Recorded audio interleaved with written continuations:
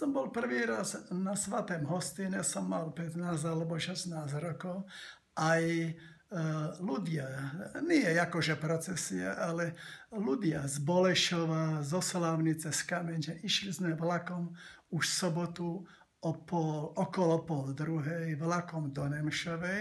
A v Nemšovej sa stretli všetky tie skupiny z Hornej Poruby, z Dolnej Poruby, z Nemšovej a potom ešte aj v Hornom Srní nasadli poslední pútnici, teda zo Slovenska.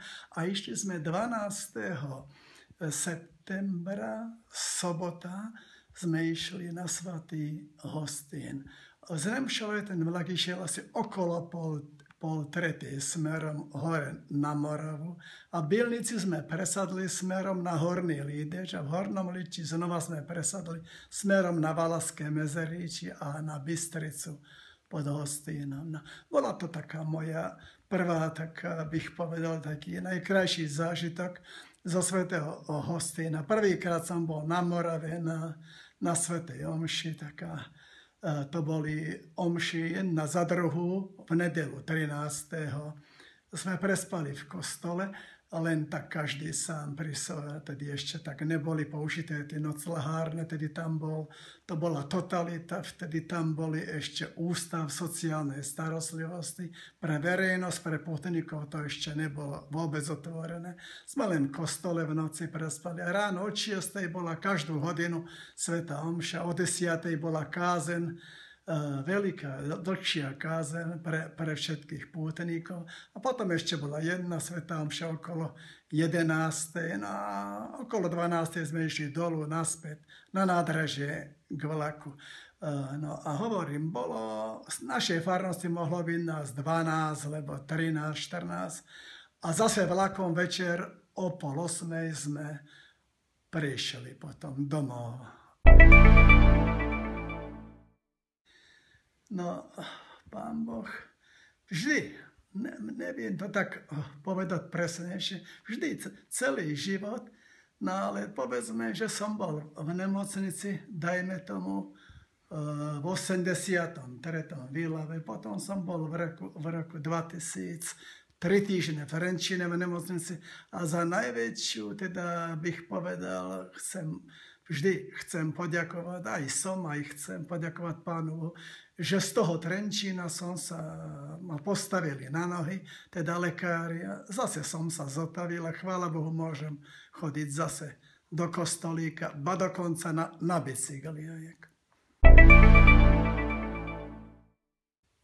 Kedysi sa stalo v Bolešove na fare, pán Ivan Kňaze tam mal mládež a to bola sobota, nedeľa. Pán farár Ivanko chcel, aby bolo pekné počasie, ale bol suchý celý mesiac a ako bývalý organista som zahral počas tej svätej omše jeden verš Zadáš, Oče náš nebeský.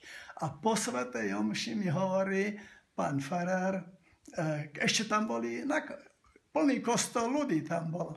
A hovorí pán farár medzi iným, že pán organista, že veď ste nemali hrať Zadáš, veď ja tu mám mládež a teraz čo potom, keď začne pršať. A ja som mu odpovedal toto. Pán farárko, omlouvám sa, ja som nechcel, aby v Bolešove na fare pršalo. Ja som chcel len, aby u nás doma v Kameničanoch pršalo a aj to len u mňa na mojej záhrade. Radšej sa mi z celého roku páčila evanielia, dve evanielie o marnotratnom synovi, jedna a druhá o milosrdnom Samaritánovi. To sa mi zdalo od chalana také najkrajšie bych povedal, také evanielia. Samozrejme Vianoce, to sú také najradostnejšie sviatky. Aj Veľká noc, keď Pán Ježiš stal z mŕtvych. Ale hovorím, čo sa týka evanielia, dve, to ešte v základnej škole, keď nás učil vtedajší nebohý pán farár Samák, teda som tak obľúbil tie dve evanielie, no, aj v Biblii sa to číta. To by tak bolo asi všetko, čo... Vypnite to už, pán.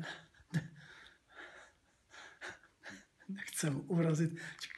Kto vie, komu to dáte ešte? Ukážete. Pán farár, no. Pán farárko Ivan Knaze je taký veselý človek. On tak mna chce no, do mna trošku pichá, ma ščegli, že abych niečo povedal. A dám, čo sa týka no, vtipov, neslušné sa nepatrí, ani neviem a nechám to na neho, nech on sám povie. To je tak všetko. Nepríjem mi nič takého na mysel momentálne. Prepáčte.